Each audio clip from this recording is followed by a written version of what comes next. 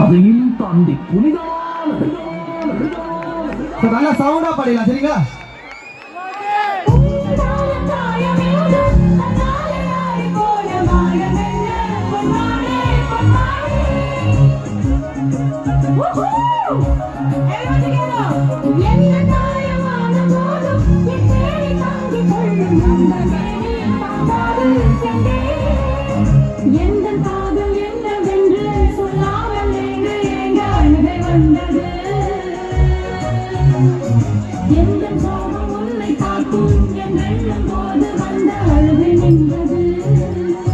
நம்ம ஃப்ரெண்ட்ஷிப்ல எப்படி